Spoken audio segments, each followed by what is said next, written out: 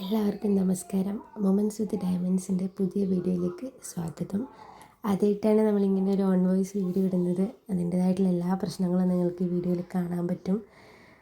എല്ലാവരും ക്ഷമിക്കുക, സപ്പോർട്ട് ചെയ്യുക. അപ്പോൾ നമുക്കിന്ന് കല്ലുമ്മക്ക നിറച്ചത് ഉണ്ടാക്കിയെടുത്താലോ.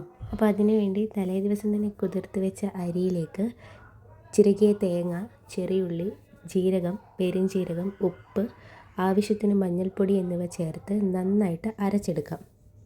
അതിനുശേഷം നമുക്ക് ആവശ്യമുള്ളത്രയും കല്ലുമ്മക്കായ വൃത്തിയാക്കിയെടുക്കാം. വീഡിയോയിൽ കാണിച്ചിരിക്കുന്നത് പോലെ തന്നെ ചെയ്യാം.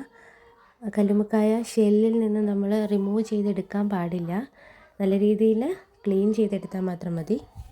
കല്ലുമ്മക്കായ നന്നായിട്ട് കഴുകി വൃത്തിയാക്കിയതിന് ശേഷം നമുക്ക് നേരത്തെ നമ്മൾ അരച്ച് മാറ്റി വെച്ച ആ ഒരു മാവ്, ആ ഒരു കൂട്ട് നമുക്ക് എന്ത് ചെയ്യാം, ഇതിലേക്ക് ഫില്ല് ചെയ്ത് കൊടുക്കാം. അങ്ങനെ ഫില്ല് ചെയ്ത് മാറ്റി വെച്ച ഓരോ കല്ലുമ്മക്കായും നമുക്ക് ആവിയിൽ വേവിച്ചെടുക്കാം. അതവിടെ നിന്ന് വെന്ത് വരുമ്പോഴേക്കും അത് ഫ്രൈ ചെയ്യാൻ ആവശ്യമായിട്ടുള്ള മസാലക്കൂട്ട് നമുക്ക് റെഡിയാക്കി എടുക്കാം. നിങ്ങൾക്ക് ഇഷ്ടമുള്ള മസാലകൾ അതിലേക്ക് ചേർക്കാം. ഞാനിവിടെ മുളക് പൊടിയും ഉപ്പും മാത്രമാണ് ചേർത്തിട്ടുള്ളത്. മഞ്ഞൾപ്പൊടി നമ്മൾ നേരത്തെ ചേർത്തതുകൊണ്ട് അത് വീണ്ടും ചേർത്തില്ല. മസാല പുരട്ടി വെച്ച കല്ലുമ്മക്കായി നമുക്ക് നന്നായിട്ട് വെളിച്ചെണ്ണയിൽ പൊരിച്ചെടുക്കാം.